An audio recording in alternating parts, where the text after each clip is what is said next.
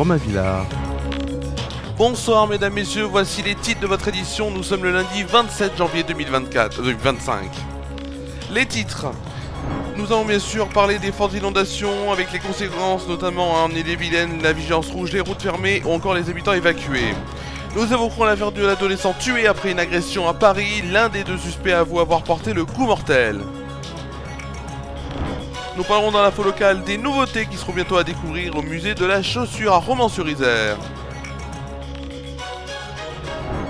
En Martinique, la 10e édition de la Cataraï, de la compétition de voile, commence aujourd'hui. Nous en saurons un peu plus sur ce que c'est donc cette compétition. La météo de Tournon-sur-Rhône, la France métropolitaine et l'éphéméride de demain en fin d'édition.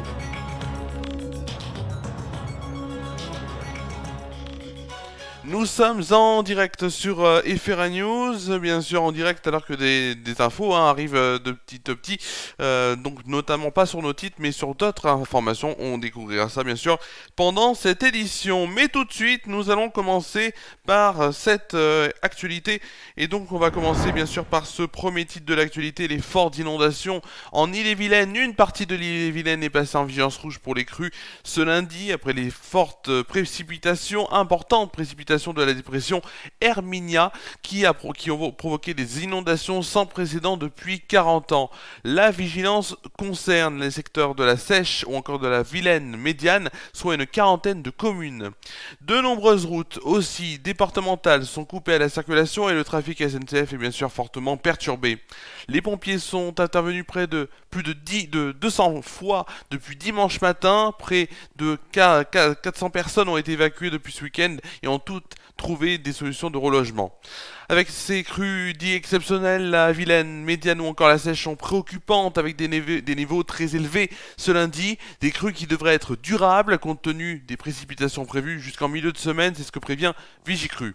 Sur la Seiche, les niveaux actuels sont supérieurs à la crue de 1966 et sur la Vilaine médiane, ils dépassent les crues historiques de janvier 1995 et peuvent atteindre les niveaux de la crue de 2001, c'est ce qu'indique l'organisme. À retenir donc sur cette information, 40 routes départementales coupées, une quarantaine d'autres sont sous haute surveillance. Plus de 200 interventions de pompiers ont été réalisées en 24 heures. 5000 foyers sont privés d'électricité en Bretagne pour l'instant et le pic des crues doit être atteint mercredi selon le préfet d'Ille-et-Vilaine. Dans l'actualité également, l'un des deux mineurs en garde à vue suspecté de l'agression couteau d'un adolescent de 14 ans à Paris vendredi dernier, mort de ses blessures, a avoué le coup mortel porté à la victime. Un couteau a été retrouvé, il est actuellement en cours d'analyse. Les faits. Vendredi, peu avant 20h, le jeune homme sortait de son entraînement de foot quand deux personnes sont venues lui réclamer son téléphone portable.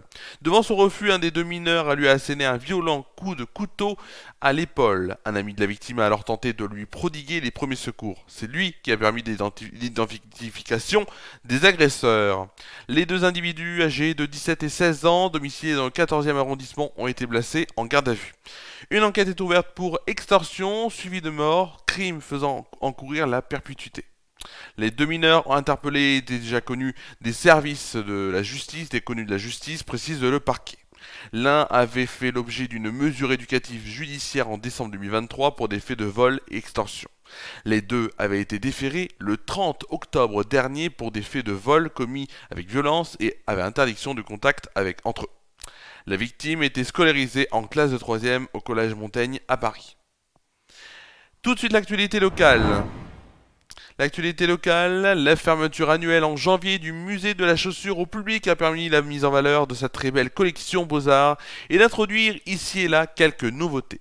La ville de Romans est dotée d'un patrimoine historique remarquable, avec bien sûr parmi ses fleurons un ancien couvent de la Visitation dédié tout entier au culte de la chaussure dans toutes ses dimensions.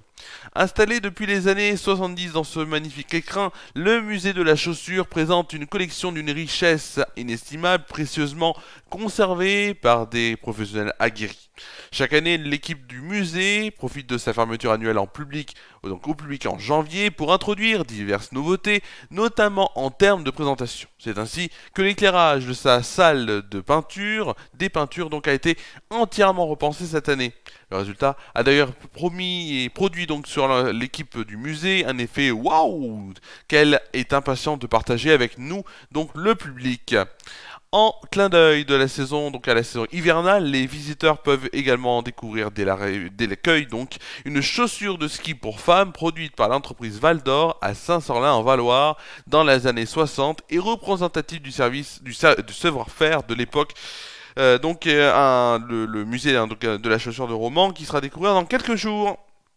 Direction maintenant la Martinique, où une compétition organisée par le club nautique Wind Force du Robert, c'est le Martinique Qatar Raid, qui réunit cette semaine plus de 70 participants et qui commence aujourd'hui.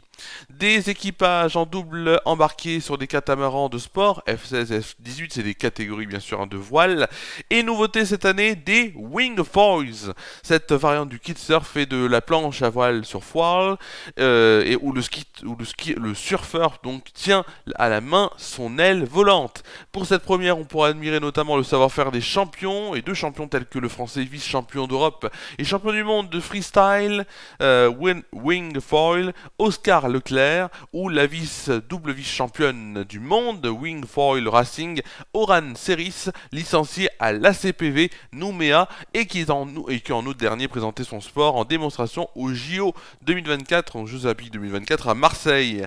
Mais il faudra sans doute aussi compter sur le Martiniquais Anthony Smith pour cette première en raid autour de la Martinique. Il aura peut-être l'avantage de sa connaissance du plan d'eau, souvenez-vous, et on peut se souvenir que c'est lui qui y a 2 ans, donc le 8 janvier 2023, il se lançait dans un aller-retour chronométré en Wing of Foil entre la Martinique et Sainte-Lucie, qu'il bouclait en 3h27 avec seulement 2 années de pratique. Allez, c'est la fin des informations générales. Juste avant de passer à la météo, une et même 2 infos pour le prix d'un, ou du moins 2 infos, puisque ça n'est pas du tout dans les mêmes catégories d'infos. Mais on va commencer par l'info cuisine, donc et culinaire, avec Paul Marcon, qui a donc remporté le Bocuse d'Or 2025 à Lyon, 30 ans après son père Régis, le jeune chef de Saint-Bonnet-le-Froid, donc se hisse en tête du prestigieux concours de la cuisine. En tout cas, bravo, puisque c'est donc le Bocuse d'Or 2025 à Lyon. Ce produit est lors du CIRA, le salon international de l'agroalimentaire, qui s'est déroulé jusqu'à aujourd'hui, 18h. Un salon où j'ai pu aller ce week-end, et je vous ai même notamment mis quelques images de ce salon en fin d'édition. En tout cas, c'est une très bonne nouvelle, et c'est un Français, c'est la France, on peut dire, qui a gagné le Bocuse d'Or cette année à Lyon. Aussi, football maintenant, Pierre Sage a été écarté de son poste d'entraîneur par John Textor, Pierre Sage, entraîneur de l'Olympique Lyonnais, évoluant bien sûr, pour ceux qui ne le savaient pas, donc en Ligue 1, la Ligue première division française de football. Pierre Sage qui a donc été écarté de son poste d'entraîneur par John Textor, on l'a su il y a une vingtaine de minutes. Tout de suite, nous allons voir le temps qu'il va faire demain avec une rubrique. Et oui, et cette rubrique, vous le savez autant bien que moi, c'est une rubrique qu'on adore. C'est tout de suite la météo. La météo, c'est tout de suite sur FR News.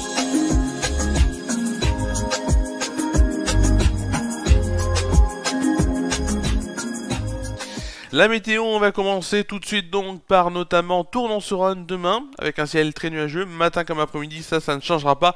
Les températures seront assez, je trouve, hautes pour la saison, avec 9 degrés, donc 9 degrés de moyenne le matin, dans l'après-midi 10 degrés de moyenne et un pic à 12 degrés, donc c'est pour demain et c'est plutôt pas mal. Tout de suite on passe à la météo en France métropolitaine, avec pour demain matin, donc cette carte, bien sûr, pour demain matin, c'est un temps instable, avec de fortes averses et des rafales de vent, entre 80 et 100 km/h, qui seront dans l'ouest jusqu'aux Pyrénées. À l'opposé, après quelques averses orageuses au sud-est, le vent va dégager le ciel. Le quart nord-est bénéficie d'éclaircies. Les températures restent clémentes pour la saison comme indiqué sur la carte. On va aller voir tout de suite les températures. 6 degrés à Charleville-Mézières, Strasbourg, Troyes et Bourges. Il fera 7 degrés pour Lille, Orléans, Lyon, Montélimar, Montpellier et Perpignan. Il fera 9 degrés à Cherbourg, Rennes, Nantes, Bordeaux et Biarritz. 10 degrés pour Brest, La Rochelle et Marseille. Le plus froid sera du côté d'Aurillac avec 3 degrés et le plus chaud du côté d'Ajaccio avec 13 degrés. Pour demain après-midi, donc, un temps très instable avec de fréquentes averses et giboulées se généralisent au pays. Bien sûr, le vent souffle en rafale soutenue, toujours entre 80 et 100 km/h, même dans les terres. Le vent est également très fort sur la Corse et la Côte d'Azur, entre 100 et 110 km/h. Le ressenti est frais avec ce vent. Les températures seront de 7 degrés à Charles-et-Mézières, 10 degrés pour Cherbourg, Rouen, Strasbourg, Orléans, Bourges et Lyon, ou encore 12 degrés pour Nantes, La Rochelle, Bordeaux, Biarritz et Montpellier. Le plus froid sera du côté d'Aurillac avec 4 degrés et le plus chaud du côté de Perpignan, Nice et Ajaccio avec la température de 14 degrés. Nous fêterons demain les Saint Thomas, ou du moins la Saint Thomas. Le soleil se lèvera pour sa part donc à 8h04, se couchera à 17h42 et nous gagnerons ainsi 2 minutes de soleil. Et les deux dictons pour demain sont les suivants. Donc on a notamment s'il gèle à la Saint-Sulpice, le printemps sera propice, Saint-Sulpice étant une fête fêtée autrefois, et Saint-Charlemagne, février en armes. C'est la fin de cette météo.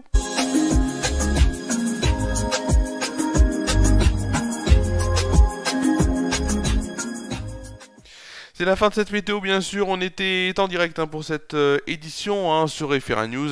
Juste avant de se quitter avec de belles images, ces belles images du CIRA, donc le salon international de l'agroalimentaire qui se déroule tous les 2 ans à Lyon, donc du moins à Eurexpo pour être bien précis. Les prochains rendez-vous sur Efera News, bien sûr, avec dès demain, Flash Actu and Good Vibes après-midi, 16h30, 17h. On parle des événements culturels à ne pas manquer, on parle d'infos nationales, on parle également de sport local, on parle également de télévision et de radio, et on parle de météo. Et mercredi donc 11h30 midi pour Flash Actu and Good Vibes midi, on parlera un petit peu du forum des métiers qui va se dérouler jeudi. On va parler notamment aussi bien sûr de l'actualité locale. On va parler de cinéma avec Rosanna qui viendra nous parler donc des sorties cinéma à Tournon, au cinéma de Tournon-sur-Rhône. On parlera aussi également de météo et de sport national, bien sûr, avec notamment cette Ligue des Champions et Ligue Europa qui va donc amener aux dernières journées de celle-ci. Juste pour vous dire aussi que dimanche, il y aura Efera News Food, je vous dirai encore donc dans la semaine l'heure, puisque je vais peut-être, je vous dis peut-être, sachant que c'est assez, ça va être assez chargé pour moi en ce moment, j'aimerais bien commenter le match entre Marseille et Lyon. Je vais vous dire, je vous dirai ça bien sûr dans la semaine et je vous dirai si je commente. Si je commente le match, ça sera donc à 20h15, ça sera avant le match. Si je commente pas le match, ça sera toujours à 23h en direct, mais je vous dirai ça dans la semaine. Voilà, pour vous dire donc ça. Et aussi, le retour du 21h le JT ne sera pas la semaine prochaine, mais la semaine d'après, le lundi 10 février, puisque la semaine prochaine, je serai en partiel, pour tout vous dire et être transparent avec vous.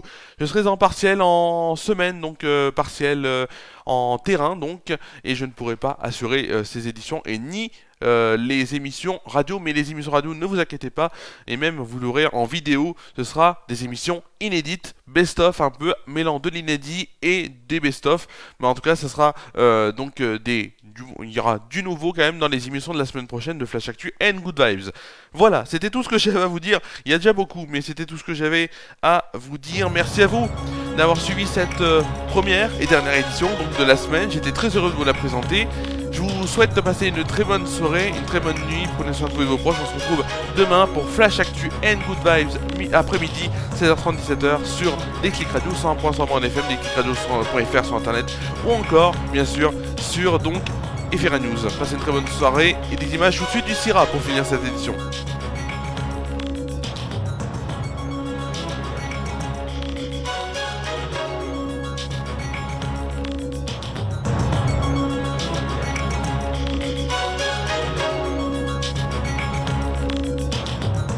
Cette émission a été présentée et préparée par Romain Villard.